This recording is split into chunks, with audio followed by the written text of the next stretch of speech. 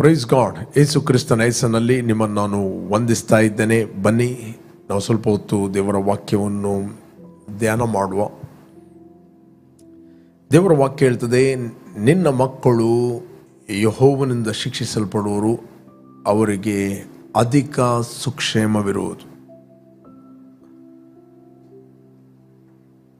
ಜಾನೋಕ್ತಿ 54 13 ಮತ್ತು 14 ವಚನದಲ್ಲಿ ನಾವು ಓದಿದರೆ ನಮಗೆ ಸಿಗ್ತದೆ, ನಿನ್ನ ಮಕ್ಕಳಿಗೆ ಅಧಿಕ ಸುಕ್ಷೇಮವರು, ನಿನ್ನ ಮಕ್ಕಳು ಯೆಹೋವನಿಂದ ಶಿಕ್ಷಿಸಲ್ಪಡುವರು, ಅವರಿಗೆ ಅಧಿಕ ಸುಕ್ಷೇಮವಿರುವುದು. ಪ್ರೇರೆ, ಈಗ ಎಕ್ಸಾಮ್ ಇರುವಾಗ ಮಕ್ಕಳಿಗೆ ಸ್ಪೆಷಲಿ ಒಂದು ರೀತಿಯ ಭಯ ಸ್ಟಾರ್ಟ್ ಆಗ್ತದೆ. ಏನಾಗ್ಬೋದು, ಹೇಗೆ ಆಗ್ಬೋದು, ಹೇಗೆ ನಾವು ಪ್ರಿಪೇರ್ ಮಾಡುವಂಥದ್ದು ಎಕ್ಸಾಮಿಗೆ. Okay, the fear sometimes. ಕೆಲವೊಮ್ಮೆ ತಂದೆ ತಾಯಿಗಳ ಎಕ್ಸ್ಪೆಕ್ಟೇಷನ್ ಅಂದರೆ ಬಯಕೆ ಇರ್ತದೆ, ನಮ್ಮ ಮಕ್ಕಳು ಇಷ್ಟೇ ಪರ್ಸೆಂಟೇಜ್ ತೆಗಿಬೇಕು, ಯಾಕಂತ ಹೇಳಿದ್ರೆ ಅವರಿಗೆ ಉತ್ತಮ ಕಾಲೇಜಲ್ಲಿ ಸೀಟ್ ಸಿಗಬೇಕು, ಅಥವಾ ಇಂಥ ರೀತಿಯ ಎಜುಕೇಷನಿಗೆ ಅವ್ರು ಹೋಗಬೇಕಾದ್ರೆ ಇಷ್ಟು ಮಾರ್ಕ್ ಬೇಕು. ಒಂದು ಕಡೆಯಲ್ಲಿ ನಾವು ನೋಡ್ತೇವೆ, ಮಕ್ಕಳಿಗೆ ಫ್ರೆಷರ್ ಇರ್ತದೆ, ತಂದೆ ತಾಯಿಗಳ ಫ್ರೆಷರ್ ಅಥವಾ ಡಿಫ್ರೆಂಟ್ ಒತ್ತಡಗಳು. ಆ ಒತ್ತಡದ ಸಂದರ್ಭದಲ್ಲಿ ಒಂದು ರೀತಿಯ ಭಯ, ದ ಫಿಯರ್ ಓಕೆ ಇರ್ತದೆ. ಈ ಸಂದರ್ಭದಲ್ಲಿ ಹೇಗೆ ನಾವು ಈ ಒಂದು ಪರಿಸ್ಥಿತಿಯನ್ನು ನಾವು ಎದುರಿಸುವಂಥದ್ದು, ದ ವೆರಿ ವೆರಿ ಇಂಪಾರ್ಟೆಂಟ್. ಹೇಗೆ ನಾವು ಈ ಪರಿಸ್ಥಿತಿಯನ್ನು ಎದುರಿಸಬಹುದು? How can we face this problem? ಯಾವಾಗ ನಾವು ಯೇಸುವನ್ನು ರಕ್ಷಕನು ಒಡೆಯನೆಂದು ನಾವು ಅಂಗೀಕಾರ ಮಾಡಿದ್ದೇವೆ, ದ ಬೈಬಲ್ ಹೇಳ್ತದೆ, 2 ತಿಮೋತಿ 1:7 ದೇವರು ನಮಗೆ ಕೊಟ್ಟಿರುವ ಆತ್ಮ ಬಲ, ಪ್ರೀತಿ ಮತ್ತು ಶಿಕ್ಷಣದ ಆತ್ಮ. ಇಂಗ್ಲಿಷ್ನಲ್ಲಿ ಗಾಡ್ ಹಸ್ given the spirit of love, power and sound mind ಅಂತ ಕೇಳ್ತೇವೆ. Love, power and sound mind, ಶಿಕ್ಷಣದ ಆತ್ಮ. That is not A spirit of fear. ಅದು ಭಯದ ಆತ್ಮ ಅಲ್ಲ, ಅದು ಭಯದ ಆತ್ಮ ಅಲ್ಲ. ಭಯ ಎಂಬುವಂಥದ್ದು ಆತ್ಮ. ಎಕ್ಸಾಮಿಗೆ ಹೋಗುತ್ತಿರುವಾಗ ಕೆಲವರಿಗೆ ಮಕ್ಕಳಿಗೆ ಒಂದು ರೀತಿಯ ಭಯ, ಏನೋ ನಾವು ಸಿಕ್ಕು ಬೀಳ್ಬೋದಾ, ಅಥವಾ ಊಟ ಮಾಡಲಿಕ್ಕೆ ಆಗೋದಿಲ್ಲ, ಏನೋ ಒಂದು ರೀತಿಯ ಹೊಟ್ಟೆಯಲ್ಲಿ ಗುಳುಗು ಆಗ್ತದೆ. ಬಟ್ ದೇವರ ಆತ್ಮನು ಪ್ರಿಯರೇ ನಮಗೆ ಸಹಾಯ ಮಾಡುತ್ತಾನೆ, ಆತನು ಕಂಫರ್ಟ್ ಮಾಡುತ್ತಾನೆ, ಆತ ನಮ್ಮನ್ನು ಬಲಪಡಿಸ್ತಾನೆ, ಬಲಹೀನತೆಯಲ್ಲಿ ಆತ ನಮ್ಮನ್ನು ಬಲಪಡಿಸ್ತಾನೆ. We need to depend upon the Holy Spirit. Okay, ನಮ್ಮ ಒಳಗೆ ಬಾರ್ನ್ ಅಗೇನ್ ಆದ ವ್ಯಕ್ತಿಯ ಒಳಗೆ ಬಲ, ಪ್ರೀತಿ ಮತ್ತು ಶಿಕ್ಷಣದ ಆತ್ಮ ಇದ್ದಾನೆ.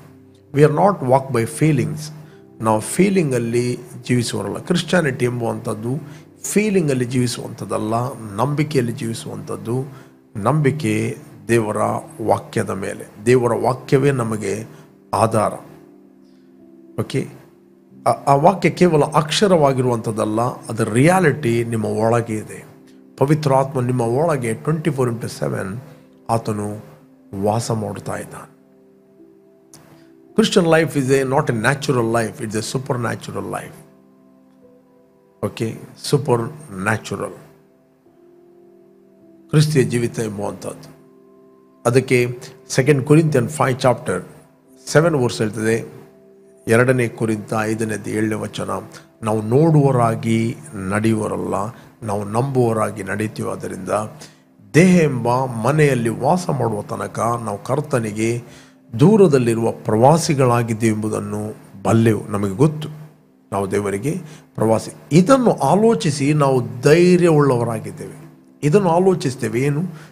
ಈ ಶರೀರ ಎಂಬ ಮನೆಯ ಒಳಗೆ ರಿಯಲ್ ಪರ್ಸನ್, ಬಾರ್ನ್ ಅಗೇನ್ ಆದ ಪರ್ಸನ್, ನೂತನ ಸೃಷ್ಟಿಯಾದ ವ್ಯಕ್ತಿ ಒಳಗೆ ಇದ್ದಾನೆ ಎಂಬುದನ್ನು, ಇದನ್ನು ಆಲೋಚಿಸಿಕೊಂಡು ನಾವು ಧೈರ್ಯವುಳ್ಳವರಾಗಿದೆ. ಏನು ಆಲೋಚನೆ ಮಾಡ್ತೇವೆ? ನಮ್ಮ ಒಳಗೆ ಸಂತೈಸುವ ಆತ್ಮ ಇದ್ದಾನೆ, ಶಿಕ್ಷಣದ ಆತ್ಮ ಇದ್ದಾನೆ, ನಮ್ಮ ಒಳಗೆ ದೇವರು ವಿವೇಕದ ಆತ್ಮ, ಜ್ಞಾನ ವಿವೇಕದ ಆತ್ಮವನ್ನು ಕೊಟ್ಟಿದ್ದಾನೆ ಎಂಬ ನಂಬುವುದು ವೆರಿ ವೆರಿ ಇಂಪಾರ್ಟೆಂಟ್. ಯಾವಾಗ ನಾವು ನಂಬುತ್ತೇವೆ, ನಂಬುವವರ ಹೊಟ್ಟೆ ಒಳಗಿಂದ ಜೀವಕರವಾದ ಹೊಳೆಗಳು ಹರಿಯುತ್ತವೆ. ನಂಬಿದಾಗ ಈ ಪವಿತ್ರ ಆತ್ಮನ ಏನೆಲ್ಲ ಕ್ಯಾರೆಕ್ಟರ್ಗಳಿವೆ ಅದು ನಮ್ಮಲ್ಲಿ ಮ್ಯಾನಿಫೆಸ್ಟ್ ಆಗ್ತದೆ. ಅದು ನಮಗೆ ರಿಯಲ್ ಆಗಿ ಕಾಣ್ತದೆ. Praise God. ಅದು ನಮ್ಮ ಜೀವಿತದಲ್ಲಿ ರಿಯಾಲಿಟಿ ಮ್ಯಾನಿಫೆಸ್ಟ್ ಆಗ್ತದೆ. ಅದಕ್ಕೆ ದೇವರ ವಾಕ್ಯ ಹೇಳಿದೆ, ನಿನ್ನ ಮಕ್ಕಳಿಗೆ ಅಧಿಕ ಸೂಕ್ಷ್ಮವಿರುವುದು, ಅವರು ಯೆಹೋವನಿಂದ ಶಿಕ್ಷಿಸಲ್ಪಡುವರು. 54ನೇ ಯೆಶಾಯನ ಗ್ರಂಥ 13ನೇ ವಚನದಲ್ಲಿ, ನಿನ್ನ ಮಕ್ಕಳು ಯೆಹೋವನಿಂದ ಶಿಕ್ಷಿಸಲ್ಪಡುವರು. ಅವರಿಗೆ ಅಧಿಕ ಸೂಕ್ಷ್ಮ ಅಂದರೆ ಆರೋಗ್ಯ ಇರುವುದು, ಸೇಫ್ಟಿ ಇರುವುದು, ಪ್ರೊಟೆಕ್ಟ್ ಇರುವುದು. ನಿಮ್ಮ ಮಕ್ಕಳು ಲೋಕದವರಿಂದ ಶಿಕ್ಷಿಸಲ್ಪಡುವುದಿಲ್ಲ, ಫ್ರೆಂಡ್ಸ್ಗಳಿಂದ ಶಿಕ್ಷಿಸಲ್ಪಡುವುದಿಲ್ಲ, ಲೋಕದ ಮಲಿನತ್ವದಿಂದ ಶಿಕ್ಷಿಸಲ್ಪಡುವುದಿಲ್ಲ. ಅವರು ದೇವರಿಂದ ಕಲಿತಾರೆ, ದೇವರಿಂದ ಶಿಕ್ಷಿಸಲ್ಪಡುತ್ತಾರೆ. Okay, when we believe this word, ಪ್ರೇರೆ, ಕಾಣದ ಲೋಕದಲ್ಲಿರುವ ದೇವದೂತರು, ಕಾಣದ ಲೋಕದಲ್ಲಿರುವ ಪವಿತ್ರಾತ್ಮನು ಅವರಿಗೆ ಯಾವಾಗಲೂ ಆ ಥಾಟ್ಗಳನ್ನು ಹಾಕುತ್ತಾನೆ. Through our faith, through our belief. ಅದಕ್ಕೆ ಈ ಸ್ವಾಮಿ ಮಾತಾಡಿದ 6ನೇ ಅಧ್ಯಾಯದಲ್ಲಿ ನಾವು ನೋಡಿದರೆ ನಮಗೆ ಸಿಗ್ತದೆ. 46ನೇ ಅಧ್ಯಾಯ 44ನೇ ವಚನ, 44ನೇ ವಚನ ಯೋಹಾನ ಸುವಾರ್ತೆಯಲ್ಲಿ ಇದೇ ವಚನವನ್ನು ಈ ಸ್ವಾಮಿ ರಿಪೀಟ್ ಮಾಡುತ್ತಾನೆ. ಓಕೆ, ನನ್ನನ್ನು ಕಳಿಸಿದಂಥ ತಂದೆ ಎಳೆದ ಹೊರತು ಯಾವನು ನನ್ನ ಬಳಿಗೆ ಬರಲಾರನು ಮತ್ತು ನಾನು ಅವನನ್ನು ಕಡೇ ದಿನದಲ್ಲಿ ಎಬ್ಬಿಸುವೆನು. ಓಕೆ, 45ನೇ ವಚನ, ಅವರೆಲ್ಲರೂ ದೇವರಿಂದ ಶಿಕ್ಷಿತರಾಗುವರು. ಅವರೆಲ್ಲರೂ ಲೋಕದಿಂದ ಅಲ್ಲ, ಸೈತಾನ್ನಿಂದ ಅಲ್ಲ, ಅಥವಾ ಪರಿಸ್ಥಿತಿಗಳಿಂದ ಅವರು ಶಿಕ್ಷಿಸಲ್ಪಡುವುದಿಲ್ಲ, ಅವರು ದೇವರಿಂದ ಶಿಕ್ಷಿಸಲ್ಪಡುವರು. It is written in the prophets and they shall all taught by God. Therefore everyone who has heard and learned from the Father comes to me. ಅವರೆಲ್ಲರೂ ದೇವರಿಂದ ಶಿಕ್ಷಿತರಾಗುವರು ಎಂದು ಪ್ರವಾದಿಗಳ ಗ್ರಂಥದಲ್ಲಿ ಬರೆದಿದೆ. ತಂದೆಯಿಂದ ಕೇಳಿ ಕಲಿತವರೆಲ್ಲರೂ ನನ್ನ ಬಳಿಗೆ ಬರುತ್ತಾರೆ. ಸಿ, ದಿಸ್ ದ ಪವಿತ್ರ ಆತ್ಮನ ಕೆಲಸ.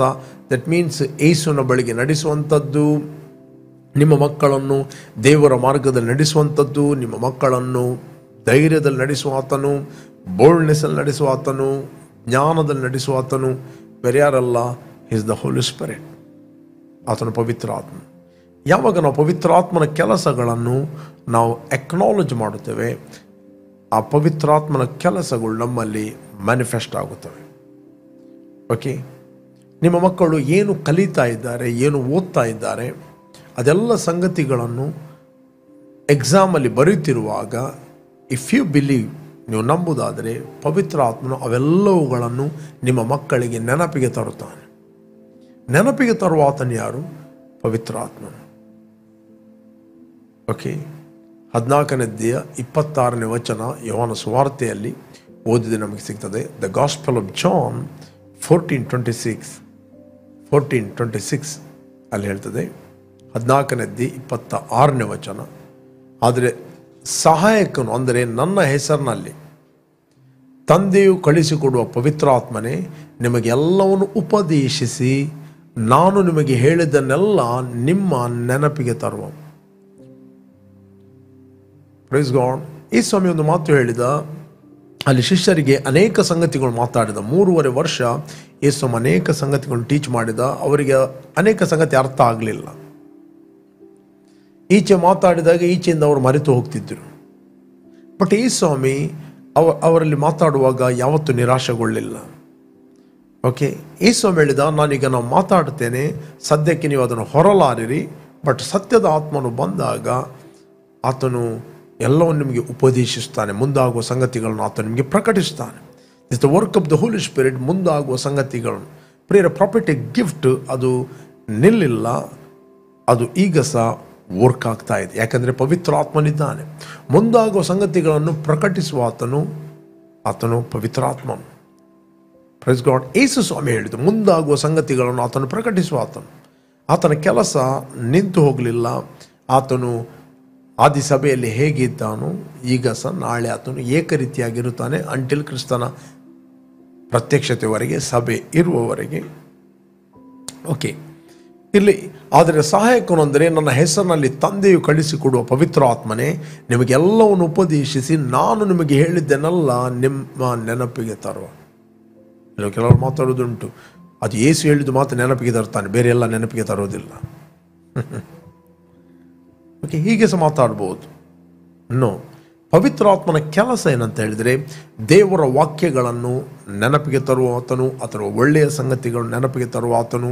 ಅಥವಾ ನಿಮ್ಮ ಮಕ್ಕಳು ಒಂದು ವೇಳೆ ಎಕ್ಸಾಮ್ ಹಾಲಲ್ಲಿ ಏನು ಎಕ್ಸಾಮಿನ ಮುಂಚೆ ಏನು ಕಲಿತಾರೆ, ಎಕ್ಸಾಮ್ ಹಾಲಲ್ಲಿ ಅವರು ಕೂತ್ಕೊಳ್ಳುವಾಗ ಎಲ್ಲ ಸಂಗತಿಗಳು ನೆನಪಿಗೆ ತರುವ ಆತನು ಪವಿತ್ರಾತ್ಮ. Praise God. ಆತನು ಎಲ್ಲ ವಿಷಯದಲ್ಲಿ ನಮಗೆ ಆತನು ಸಹಾಯ ಮಾಡಲು ಶಕ್ತನಾಗಿದ್ದಾನೆ. ಇಲ್ಲಿ ನೆನಪಿಗೆ ಅಂತ ಹೇಳಿದರೆ, in the realm of the spirit he speaking to you. ನಿಮಗೆ ನ್ಯಾಚುರಲ್ ವರ್ಲ್ಡಲ್ಲಿ ಕೇವಲ ನೆನಪಿಗೆ ಬರುವಂಥದ್ದು.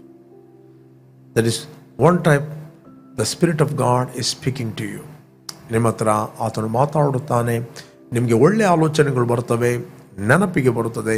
ಸಡನ್ಲಿ ನೀವು ಯಾವುದೋ ಒಂದು ಮೆಸೇಜನ್ನು ಕೇಳ್ತೀರಿ, ಅಥವಾ ನೀವು ನಿಮ್ಮ ಸಭೆಗೆ ಹೋಗ್ತಾ ಇದ್ದೀರಿ, ಅಲ್ಲಿ ದೇವಸೇವಕರು ನಿಮ್ಮ ಹತ್ರ ಮಾತಾಡುತ್ತಾನೆ. ಸಡನ್ಲಿ ಪರಿಸ್ಥಿತಿ ಬರುವಾಗ ಆ ವಾಕ್ಯಗಳು ನಿಮಗೆ ನೆನಪಿಗೆ ಬರುತ್ತವೆ, ರೈಟ್? ಬಸ್ಸಲ್ಲಿ ಹೋಗುವಾಗ ಸಡನ್ಲಿ ವಾಕ್ಯ ನೆನಪು ಬರ್ತದೆ, ಕೆಲಸ ಮಾಡುವಾಗ ಸಡನ್ಲಿ ದೇವರ ವಾಕ್ಯ ನೆನಪು ಬರ್ತದೆ, ಅಥವಾ ಕೂತ್ಕೊಳ್ಳುವಾಗ ಸಡನ್ಲಿ ಆ ಪರಿಸ್ಥಿತಿಗೆ ಕಾಲೋಚಿತವಾದ ಮಾತು ಸಡನ್ಲಿ ನಿಮಗೆ ನೆನಪು ಬರ್ತದೆ.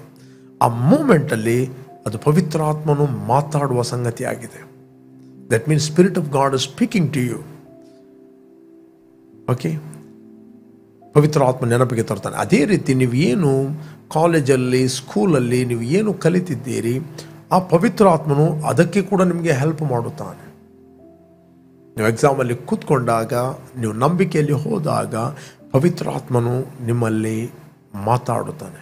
ಭಯಪಟ್ಟಾಗ ಏನಾಗ್ತದೆ? ಮಂಕ ಆಗ್ತದೆ. ಅದಕ್ಕೆ ತಿಮೋತಿಗೆ ಅಪೊಸ್ತಲ ಪೌಲ ಹೇಳ್ತಾನೆ, ದೇವರು ಕೊಟ್ಟಿರುವ ನಮಗೆ ಆತ್ಮ ಬಲ, ಪ್ರೀತಿ, ಶಿಕ್ಷಣದ ಆತ್ಮ. It's A sound mind. ಯಾವಾಗಲೂ ಹೇಳ್ರಿ, I am A sound person, I here from god. ನಾನು ತಂದೆಯಿಂದ ಕೇಳಿ ಕಲಿಯುವನಾಗಿದ್ದೇನೆ.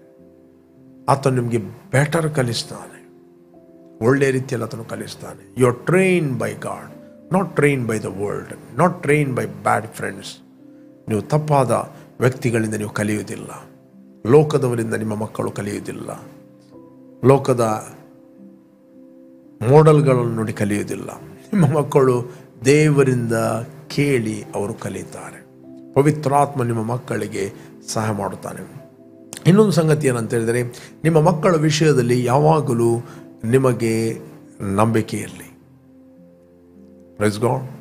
ನಾವು ನೋಡ್ತೇವೆ 14ನೇಯ 26ನೇ ವಚನ ನಾವು ಓದಿದರೆ ನಮಗೆ ಸಿಗ್ತದೆ. 14ನೇದು 26ನೇ ವಚನ, ಜಾನೋಕ್ತಿ 14:26 ಓದಿದರೆ ನಿಮಗೆ ಸಿಗ್ತದೆ. ಯೆಹೋವನಿಗೆ ಭಯಪಡುವುದರಿಂದ ಕೇವಲ ನಿರ್ಭಯ. In the fear of the Lord there is strong confidence and his children will have a place of refuge ಅಂತ ಬೈಬಲ್ತೆ. ಯೆಹೋವನಿಗೆ ಭಯಪಡುವುದರಿಂದ ಕೇವಲ ನಿರ್ಭಯ, ಆತನ ಮಕ್ಕಳಿಗೆ ಆಶ್ರಯವಿದ್ದೇ ಇರುವುದು. ಒಂದೇ ಮನುಷ್ಯರಿಗೆ ಭಯಪಡಬೇಕು, ಒಂದೇ ದೇವರಿಗೆ ಭಯಪಡಬೇಕು. ಓಕೆ, ದೇವರಿಗೆ ಭಯಪಡುವುದು ಅಂತ ಹೇಳಿದರೆ ಆತನಿಗೆ ನಾವು ಗೌರವಿಸುವಂಥದ್ದು. That is the reverence. ಆತನ ನಾವು ಗೌರವಿಸುವಂಥದ್ದು, ಆತನಿಗೆ ನಾವು ಹಾನರ್ ಮಾಡುವಂಥದ್ದು. ಓಕೆ, ಆತನು ಗೌರವಿಸುವಂಥ. ಫಿಯರ್ ಅಂತ ಹೇಳಿದರೆ ಅದು ಟಾರ್ಮೆಂಟಿಂಗ್, ಅಂದರೆ ಪೀಡಿಸುವಂಥ ಭಯ ಅಲ್ಲ. ಪೀಡಿಸುವಂಥ ಭಯ ಹುಟ್ಟಿಸುವ ಆತನು ಸೈತಾನ. ಬಟ್ ದೇವರ ಭಯ ಅಂತ ಹೇಳಿದರೆ ಆತನನ್ನು ನಾವು ಗೌರವಿಸುವಂಥದ್ದು. ಓಕೆ, ಬೈಬಲ್ ದೇವರಿಗೆ ಭಯ ಪಡುವುದು ಅಂತ ಹೇಳಿದರೆ ಆತನಿಗೆ ನಮ್ಮ ಜೀವಿತದಲ್ಲಿ ಪ್ರಥಮ ಸ್ಥಾನ ಕೊಡುವಂಥದ್ದು. Doesn't matter what ever the condition, what ever the problem, what ever the situation, ಏನೇ ಪರಿಸ್ಥಿತಿ ಇರ್ಬೋದು, ಬಟ್ ನಾವು ಆತನಿಗೆ ನಮ್ಮ ಜೀವಿತದಲ್ಲಿ ಪ್ರಥಮ ಸ್ಥಾನವನ್ನು ಕೊಡುವಂಥದ್ದು. ಯೆಹೋವನಿಗೆ ಭಯಪಡುವುದರಿಂದ ಕೇವಲ ನಿರ್ಭಯ. ಅಂದರೆ ಭಯ ನಿಮ್ಮನ್ನು ಆಳಲಿಕ್ಕೆ ಆಗುವುದಿಲ್ಲ. ಓಕೆ, ಆತನ ಮಕ್ಕಳಿಗೆ ಆಶ್ರಯವಿದ್ದೇ ಇರುವುದು, ಅವರ ಮಕ್ಕಳಿಗೆ ಸೇಫ್ಟಿ ಇರುವುದು, ಅವರ ಮಕ್ಕಳಿಗೆ ಸೆಕ್ಯೂರಿಟಿ ಇರುವುದು. ಅವರ ಮಕ್ಕಳು ದೇವರಿಂದ ಶಿಕ್ಷಿಸಲ್ಪಡುತ್ತಾರೆ. Praise God. ಅವರ ಮಕ್ಕಳು ದೇವರಿಂದ ಕಲಿತಾರೆ. ಅದನ್ನು ನಾನು ನಿಮಗೆ ಎನ್ಕರೇಜ್ ಮಾಡುತ್ತೇನೆ. ಒಂದು ವೇಳೆ ನಿಮ್ಮ ಮಕ್ಕಳಿಗೆ ಎಕ್ಸಾಮ್ ಇರುವಾಗ ನಿಮ್ಮ ಮಕ್ಕಳಿಗೆ ವಾಕ್ಯದ ಮೂಲಕ ಅವರಿಗೆ ಎನ್ಕರೇಜ್ ಮಾಡಿರಿ, ಅವರೊಟ್ಟಿಗೆ ಕೂತ್ಕೊಳ್ರಿ, ಅವರೊಟ್ಟಿಗೆ ಪ್ರಾರ್ಥನೆ ಮಾಡಿರಿ, ಅವರಿಗೆ ಎನ್ಕರೇಜ್ ಮಾಡಿರಿ, ಭಯಪಡಬೇಡ್ರಿ ಅಂತ ಹೇಳ್ರಿ. ಎಕ್ಸಾಮ್ ಬರುವಾಗ ಅವರ ಮೇಲೆ ಒತ್ತಡವನ್ನು ಹಾಕಬೇಡ್ರಿ, ಬಟ್ ಅವರಿಗೆ ಪ್ರಾರ್ಥನೆಯಲ್ಲಿ ಹೆಲ್ಪ್ ಮಾಡಿರಿ, ಅವ್ರನ್ನ ಧೈರ್ಯಪಡಿಸಿರಿ through the word of God. ಅದಕ್ಕೋಸ್ಕರ ಮಕ್ಕಳಿಗೆ ಹೇಗೆ ಮಾತಾಡಬೇಕು ಅಂತ ದೇವರ ವಾಕ್ಯ ಕೂಡ ಹೇಳ್ತದೆ. ಓಕೆ, ಕೇವಲ ಎಕ್ಸಾಮ್ ಬರುವಾಗ ಮಾತ್ರ ಅಲ್ಲ ದೇವರ ವಾಕ್ಯವನ್ನು ಅವರಿಗೆ ನೆನಪಿಗೆ ತರುವುದು. ಯಾವಾಗಲೂ ನಿಮ್ಮ ಮಕ್ಕಳ ಮುಂದೆ ವಾಕ್ಯವನ್ನು ಮಾತಾಡ್ರಿ. 6ನೇ ಅಧ್ಯಾಯ 6ನೇ ವಚನ ಧರ್ಮೋಪದೇಶ ಕಾಂಡದಲ್ಲಿ ಹೇಳ್ತದೆ. ಧರ್ಮೋಪದೇಶ ಕಾಂಡ 6ನೇ ಅಧ್ಯಾಯ 6ನೇ ವಚನ, 6th ಚಾಪ್ಟರ್. ಓಕೆ, ನಾನು ಈಗ ನಿಮಗೆ ತಿಳಿಸುವ ಮಾತುಗಳು ನಿಮ್ಮ ಹೃದಯದಲ್ಲಿರಬೇಕು. ನಾನು ಈಗ ನಿಮಗೆ ತಿಳಿಸುವ ಮಾತುಗಳು ನಿಮ್ಮ ಹೃದಯದಲ್ಲಿರಬೇಕು. ಹೃದಯದಲ್ಲಿ ಯಾವಾಗ ಇರ್ತದೆ ಅಂತ ಹೇಳಿದ್ರೆ, ನಾವು ಯಾವಾಗ ಆ ದೇವರ ವಾಕ್ಯವನ್ನು ನಾವು ಅಪ್ಲೈ ಮಾಡುತ್ತೇವೆ. ಓಕೆ, ನಾವು ದೇವರ ವಾಕ್ಯವನ್ನು ಕೇಳಿ ಅನುಸರಿಸ್ತೇವೆ. ಕೆಲವೊಮ್ಮೆ ನಿಮಗೆ ದೇವರ ವಾಕ್ಯವನ್ನು ಕೇಳಿ ಒಮ್ಮೆಲೆ ಅನುಸರಿಸಲಿಕ್ಕೆ ಆಗಲಿಕ್ಕಿಲ್ಲ, ಬಟ್ ನೀವು ಯಾವಾಗ ತೀರ್ಮಾನ ಮಾಡುತ್ತೀರಿ, ನೀವು ಅದನ್ನು ಅನುಸರಿಸ್ತೀರಿ, ಆ ವಾಕ್ಯಗಳು ನಿಮ್ಮಲ್ಲಿ ನೆಲೆಗೊಳ್ಳುತ್ತವೆ. ಆ ವಾಕ್ಯಗಳು ನಿಮ್ಮಲ್ಲಿ ನೆಲೆಗೊಂಡಾಗ ಅದು ನಿಮ್ಮ ಜೀವಿತದ ಒಂದು ಭಾಗವಾಗುತ್ತದೆ. ನೀವು ಒಮ್ಮೆಲೆ ಹೊಸದಾಗಿ ಹುಟ್ಟಿದಾಗ ನಿಮ್ಮ ಹಳೆಯ ಸ್ವಭಾವಗಳು ಒಂದೇ ದಿನ, ಓಲ್ಡ್ ಆ್ಯಕ್ಷನ್ಗಳು ಅದು ಒಂದೇ ದಿನ ಹೋಗುವುದಿಲ್ಲ. ಓಕೆ, ನೀವು ಡೇ ಬೈ ಡೇ ಇಂಪ್ರೂವ್ ಆಗ್ತೀರಿ, ಡೇ ಬೈ ಡೇ ನೀವು ರಿನ್ಯೂ ಆಗ್ತೀರಿ. This the process. Praise God. But ನಮಗೆ ಮನಸ್ಸಿರಬೇಕು ದೇವರ ವಾಕ್ಯವನ್ನು ಜೀವಿಸುವಂಥದ್ದು, ಮೆಡಿಟೇಟ್ ಮಾಡುವಂಥದ್ದು. ನಿಮ್ಮಲ್ಲಿ ಅನೇಕ ಮಿಸ್ಟೇಕ್ಗಳಾಗಿರ್ಬೋದು, ಅನೇಕ ತಪ್ಪುಗಳಾಗಿರ್ಬೋದು, but don't condemn, don't give up. Okay, don't give up. ನಾವು ಕೂಡ ಆ ವಾಕ್ಯವನ್ನು ಒಂದೇ ದಿನ ಕಲಿಯಲಿಲ್ಲ. ಡೇ ಬೈ ಡೇ ಆ ಸ್ವಭಾವಗಳು ನಮ್ಮನ್ನು ಬಿಟ್ಟು ಹೋದವು, ಲೋಕದ ಸ್ವಭಾವಗಳು ಬಿಟ್ಟು ಹೋದವು. ಯಾಕೆ? ಎವ್ರಿ ಡೇ ದೇವರ ವಾಕ್ಯವನ್ನು ರಿನ್ಯೂ ಮಾಡುವಾಗ, ದೇವರ ವಾಕ್ಯವನ್ನು ಕೇಳುವಾಗ ನಮ್ಮ ಮನಸ್ಸು ಆತ್ಮಿಕವಾಗಿ ಅದು ನೂತನವಾಗುತ್ತದೆ.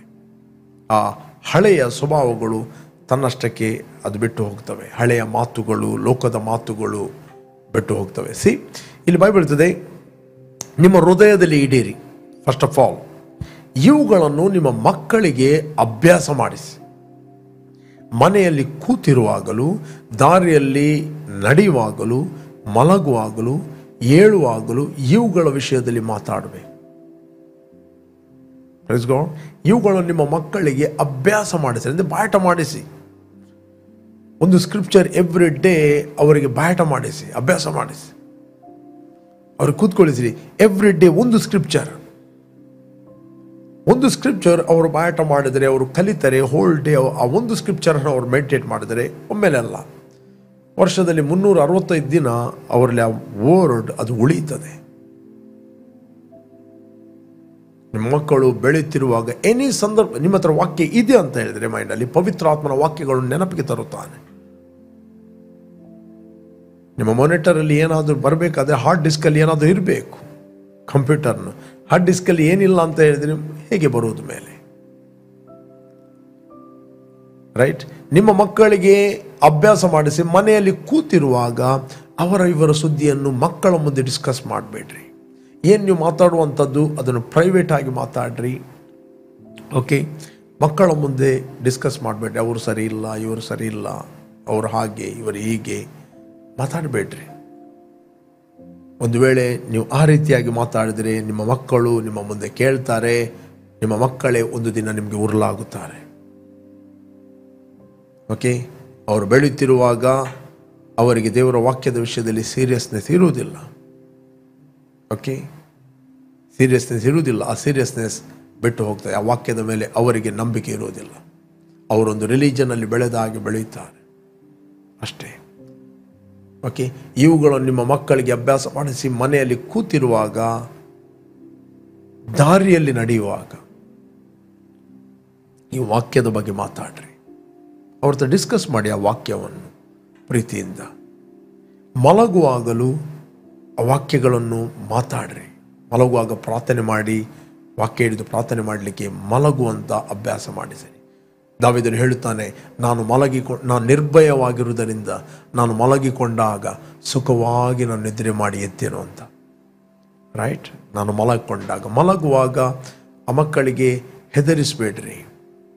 ಏಳುವಾಗೂ ಇವುಗಳ ವಿಷಯದಲ್ಲಿ ಮಾತಾಡ್ರಿ. ಎದ್ದ ಕೂಡಲೇ ದೇವರಿಗೆ ಸ್ತೋತ್ರ ಮಾಡಲಿಕ್ಕೆ ಕಲಿಸಿರಿ.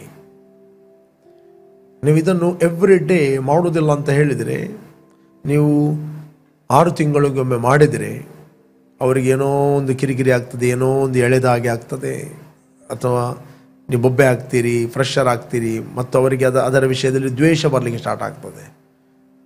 6 ತಿಂಗಳಿಗೊಮ್ಮೆ ಮಾಡಿದರೆ, ಎವ್ರಿ ಡೇ ಮಾಡಿದರೆ ಅವರಿಗೆ ಅವರ ಬಾಡಿ ಅದಕ್ಕೆ ಟ್ರೈನ್ ಆಗ್ತದೆ. ಅವರ ಬಾಡಿ, ಅವರ ದೇಹ ಅದಕ್ಕೆ ಟ್ರೈನ್ ಆಗ್ತದೆ. ನೀವು ಕೂತ್ಕೊಳ್ಳೋ ಮುಂಚೆ ಅವರೇ ಕೂತ್ಕೊಳ್ತಾರೆ, ಅವರೇ ಹಿಡಿದು ಸ್ತೋತ್ರ ಮಾಡಲಿಕ್ಕೆ ಸ್ಟಾರ್ಟ್ ಮಾಡ್ತಾರೆ. ಓಕೆ, ಅವರೇ ಸ್ತೋತ್ರ ಮಾಡ್ತಾರೆ. ನಮ್ಮ ಮನೆಯಲ್ಲಿ ಕೆಲವು ಸಣ್ಣ ರೇಮ ಚಿಕ್ಕ ಇರುವಾಗ ಮಕ್ಕಳು, ನನ್ನ ಹೆಂಡತಿಯ ಮಾಮನ ಮಕ್ಕಳು ಕೂಡ ಬಂದಿದ್ದರು. ಎವ್ರಿ ಶನಿವಾರ ಅವರು ಬರ್ತಾ ಇದ್ದರು. ಬರ್ತಿರುವಾಗ, ನಾವು ಪ್ರಾರ್ಥನೆ ಮಾಡುತ್ತಿರುವಾಗ ಸಂಜೆ ಅವರು ಆಚೆ ತಿರುಗಾಡ್ತಿದ್ದರು, ಆಡ್ತಿದ್ದರು. ಸಣ್ಣ ಪ್ರಾಯ, 3 ವರ್ಷ 4 ವರ್ಷ. ಒಂದಿನ ಹೆಂಡತಿ ಎಲ್ಲ ಮಕ್ಕಳನ್ನು ಕರೆದು ಕೂತ್ಕೊಳ್ಳಿಸಿದಳು. ಪ್ರೇಯರ್ ಮಾಡುವ ಅಂತ. ನಾವು ಕೂತ್ಕೊಳ್ಳುವಾಗ ನೀವು ಕೂತ್ಕೊಳ್ಳಿ. ಆಗ ಅವರಿಗೆ ಏನೋ ಒಂದು ಎಳೆದಾಗೆ ಆಯಿತು, ಕೂಗ್ಲಿಕ್ಕೆ ಸ್ಟಾರ್ಟ್ ಮಾಡಿದರು, ಏನೇನೋ ಮಾಡಿದರು. ಚಿಕ್ಕ ಮಕ್ಕಳು, ಒಂದೇ 3 ವರ್ಷ ಪ್ರಾಯದವರು. ಕಡೆಗೆ ನೆಕ್ಸ್ಟ್ 1 ವಾರದ ನಂತರ ಬರುವಾಗ ಸ್ವಲ್ಪ ಕಡಿಮೆ ಆಯಿತು. 3ನೇ ವಾರದ ನಂತರ ಅವರೇ ಮೊದಲು ಪ್ರಾರ್ಥನೆ ಮಾಡಲಿಕ್ಕೆ ಸ್ಟಾರ್ಟ್ ಮಾಡಿದರು. ಯಾಕಂದರೆ ಅವರಿಗೆ ಅದು ಅಭ್ಯಾಸ ಆಯಿತು. ನಿಮ್ಮ ಮಕ್ಕಳಿಗೆ ಬೈಬಲ್ ಹೇಳ್ತದೆ, ಅಭ್ಯಾಸ ಮಾಡಿಸಿ. ಮನೆಯಲ್ಲಿ ಕೂತಿರುವಾಗಲೂ, ದಾರಿಯಲ್ಲಿ ನಡೆಯುವಾಗಲೂ, ಮಲಗುವಾಗಲೂ, ಏಳುವಾಗಲೂ ಇವುಗಳ ವಿಷಯದಲ್ಲಿ ಮಾತಾಡ್ರಿ. ದೇವರ ವಾಕ್ಯವನ್ನು ಅವರ ಮುಂದೆ ಡಿಸ್ಕಸ್ ಮಾಡಿರಿ. ಯಾರ್ಯಾರ ಸುದ್ದಿಗಳನ್ನು ಅವರು ಹೀಗೆ ಇವರು ಹೀಗೆ. Don't waste your time. ನಿಮ್ಮ ಸಮಯವನ್ನು ಸುಮ್ಮನೆ ವ್ಯರ್ಥವಾದ ವಿಚಾರಗಳಿಗೆ ಯೂಸ್ ಮಾಡಬೇಡ್ರಿ. ನಾನು ನಿಮ್ಗೆ ಎನ್ಕರೇಜ್ ಮಾಡ್ತೀನಿ, ನಿಮ್ಮ ಮಕ್ಕಳು ದೇವರ ವಾಕ್ಯವನ್ನು ಕಲಿತಾರೆ. ಅವರು ಎಕ್ಸಾಮಿಗೆ ಹೋಗುವಾಗ ಅವರೇ ಪ್ರಾರ್ಥನೆ ಮಾಡಿ ಹೋಗ್ತಾರೆ. ಅವರಿಗೆ ಕಾನ್ಫಿಡೆನ್ಸ್ ಇರ್ತದೆ, ನನ್ನ ದೇವರು ನನ್ನ ಒಟ್ಟಿಗೆ ಇದ್ದಾನಂತ. ಬೇರೆ ದೇವರ ವಾಕ್ಯ ನಿಮ್ಮನ್ನು ಬುದ್ಧಿವಂತನಾಗಿ ಮಾಡುತ್ತದೆ.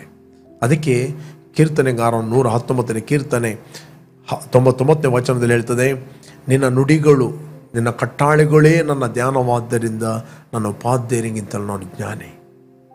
ಅದರ ಅರ್ಥ, ಉಪಾಧ್ಯಾಯರಿಗಿಂತ ಜ್ಞಾನಿ ಅಂತ ಹೇಳಿದ್ರೆ ಕಾಂಪಿಟೇಷನ್ ಮಾಡಲಿಕ್ಕೆ ಅಲ್ಲ, ಪ್ರೈಡ್ ತೋರಿಸಲಿಕ್ಕೆ ಅಲ್ಲ.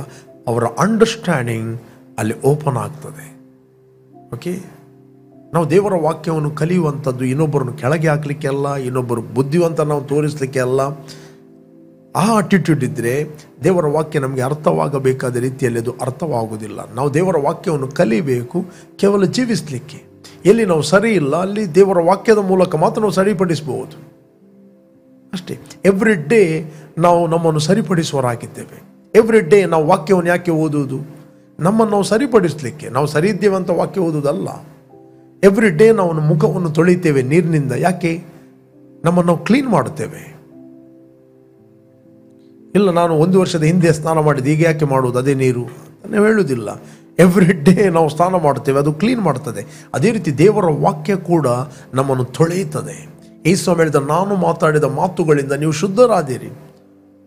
ಭಯ ಎಂಬ ಧೂಳು, ನಿರಾಶೆ ಎಂಬ ಧೂಳು, ಲೋನ್ಲಿನೆಸ್ ಎಂಬ ಧೂಳು, ರಿಜೆಕ್ಷನ್ ಎಂಬ ಧೂಳು, ಡೌಟ್ ಎಂಬ ಧೂಳು, ಡಿಸ್ಕರೇಜ್ ಎಂಬ ಧೂಳು ಎಲ್ಲ ಅದು ತೊಳೆದು ಬಿಡುತ್ತದೆ. ಕ್ಲೀನ್ ಆಗ್ತೀರಿ, ರಿಫ್ರೆಶ್ಮೆಂಟ್ ಕೊಡ್ತದೆ. ಅದು ದೇವರ ವಾಕ್ಯ ನಿಮ್ಮನ್ನು ಫ್ರೆಶ್ ಮಾಡುತ್ತದೆ. ಆದ್ದರಿಂದ ದೇವರ ವಾಕ್ಯವನ್ನು ಕೇಳುವಂಥ ರೂಢಿಯನ್ನು, ಅಭ್ಯಾಸವನ್ನು ಬಿಡಬೇಡ್ರಿ. ಕೆಲವರು ಸಂಜೆ ಆದ ಕೂಡಲೇ ಸೀರಿಯಲ್ಗಳಿಗೆ ಅಡಿಕ್ಟ್ ಆಗ್ತಾರೆ. ಆ ಲಾಕ್ಡೌನಲ್ಲಿ ಸೀರಿಯಲ್ಗಳ ಅಡಿಕ್ಷನ್ ಹೋದದ್ದು, ಯಾಕಂದರೆ ಎಲ್ಲರೂ ಬಂದು. ಕೆಲವರದು ಪುನಃ ಸ್ಟಾರ್ಟ್ ಆಗಿದೆ. ಅದೇ ಒಮ್ಮೆ ರಾಂಗ್ ಅಡಿಕ್ಷನ್ ಸ್ಟಾರ್ಟ್ ಆಯ್ತು ಅಂತ ಹೇಳಿದರೆ, ರೈಟ್ ಸಂಗತಿಗಳು ಅದು ಅಕ್ಸೆಪ್ಟ್ ಮಾಡಲಿಕ್ಕೆ ಆಗೋದಿಲ್ಲ.